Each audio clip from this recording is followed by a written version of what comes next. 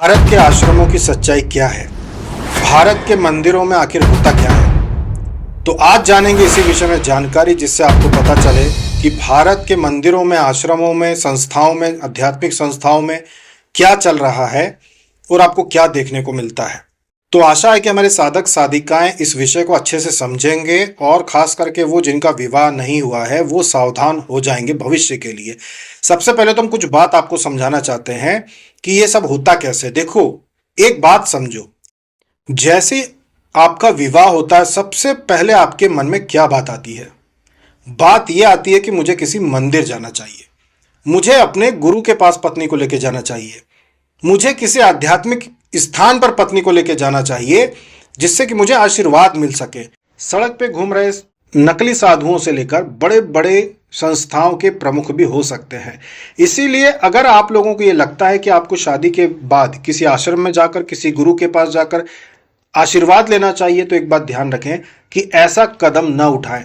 कभी भी इस कामना में मन ना रहे कि आपकी शादी हुई है तो इसमें किसी गुरु का आशीर्वाद है। नहीं, इसमें भगवान शिव का आशीर्वाद है, मां पार्वती का आशीर्वाद है।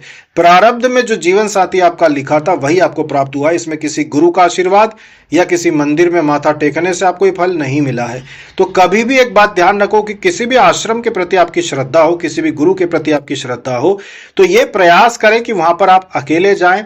हो सके तो पत्नी, बहन, बहू, बेटियों को लेकर ना जाएं, क्योंकि अगर आप ऐसे स्थानों पे जाते हैं तो सबसे पहले तो ये आपके सामने ही सबसे परिवारजनों से मिलते हैं। फिर ये धीरे धीरे टारगेट करते हैं कि ये किसे फंसाना चाहते हैं। फिर ये उनको अलग अलग बातें बोलकर, पत्नी को पति के खिलाफ भड़काकर कि तुम्हारा पति तो जो है बाहर चक्कर चला रहा है, तुम्हारा पति जो है वो ऑफिस नहीं जाता बल्कि दूसरी पत्नी रख ली है उसके पास जाता है, जैसी कई बातें दिमाग में डालकर पत्नियों के मन में नफरत पैदा करते हैं कि वो अपने ही पति से चिढ़ने लगे। उसके बाद फिर ये दांव खेलते हैं और अपने मन की वासना धीरे से उनके सामने रखकर और उनका शोषण शुरू कर देते हैं।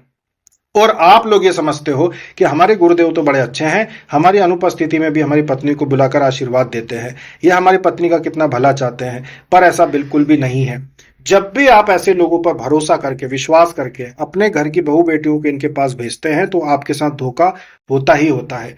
और ये भी एक बात हो जाती है कि जब ऐसा आपके साथ हो जाता है, जब आपके साथ धोखा कर लिया जाता है, फिर अगर आप अपने घर की बहू बेटियों से पूछेंगे भी, पत्नी से पूछेंगे भी कि आपने ऐसा क्यों किया, तो उनके पास भी कहने के लिए बहुत सारी फिर बातें आ जाती है कि मुझे कुछ खिला दिया था। वो ये नहीं बताएंगे कि वास्तव में वो क्या क्या कहा गया था, पर वो कुछ भी कह सकती है भाई मेरा वशीकरण कर लिया था, मुझे कुछ खिला दिया था, क्योंकि उनके पास भी कुछ कहने के लिए कुछ होता नहीं। क्योंकि स्त्री की बुद्धि जो होती है वो चंचल होती है, उसको जिस तरफ झुकाया जाए वो उस तरफ झुक जाती है। वो वास्तविकता को नहीं समझ पाती कि इसके दुष्परिणाम भविष्य में क्या होंगे। इसीलिए ये कर्तव्य बनता है घर के मुखिया का कि आप किसी भी आश्रम के प्रति श्रद्धा रखते हो, किसी भी संस्था, गुरु के प्रति श्रद्धा रखते हो, तो कोशिश करें कि वहां पर आप स्वयं जाएं, पत्नी को लेकर ना जाएं। और अगर आप पत्नी को लेकर जाते भी हैं, अगर आप पत्नी को लेकर वहां पे दर्शन करने के लिए जाते हैं, तो ये ध्यान दें कि कभी भी पत्नी को ये बात समझाएं कि कभी भी वो अकेले में ऐसे स्थानों पर पति के पीठ पीछे न जाए। कभी भी ऐसे आश्रम में रह रहे गुरुओं से कभी भी अकेले फोन पर बातें ना करें। उनके बुलाने पर कि आप आश्रम आ जाइए, कोई विशेष प्रयोग है या कोई विशेष यहाँ पर ऐसी चीज हम करवा देंगे जिससे आपकी समस्या दूर हो जाएंगी, तब भी आपकी पत्नी वहां पर अकेले में ना जाए।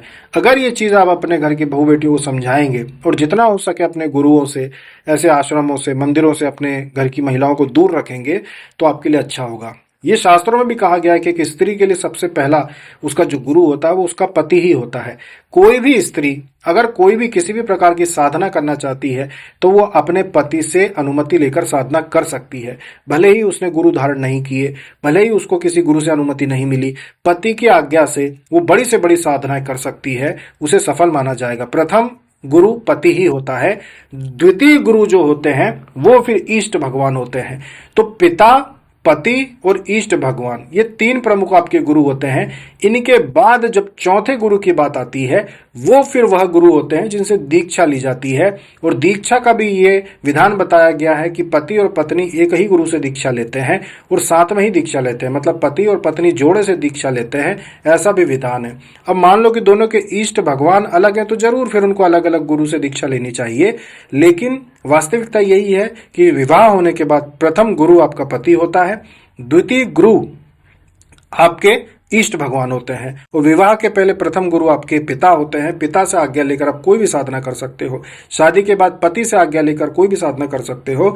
और फिर इष्ट भगवान चुनकर इष्ट भगवान की आप जितनी चाहे उतनी साधना, वो सारी विधियां आप कर सकते हो, अगर आपने अपने फिर गुरु धारण कर लिए हैं, उनसे गुरु मंत्र ले लिया है।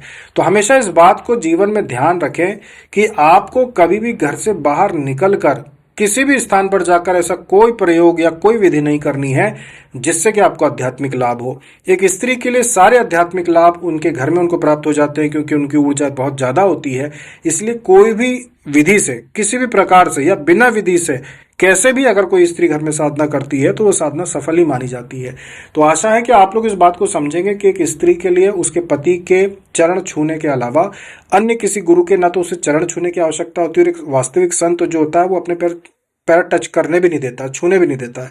तो किसी भी अन्य व्यक्ति को गुरु रूप में ना पैर छूने की आवश्यकता होती है, ना एकांत में जाके कोई चर्चा करने की आवश्यकता होती है, क्योंकि शास्त्र ये कहते हैं, जो शादी के वचन होते हैं 7 वचनों में ये बात कही जाती है कि किसी भी पुरुष से एकांत में पत्नी जो है वो चर्चा नहीं करेगी, चाहे फिर वो गुरु भी क्यों ना हो।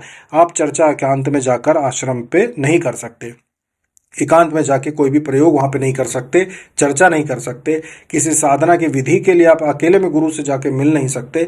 ये सारे विधान शास्त्र में कहे गए हैं।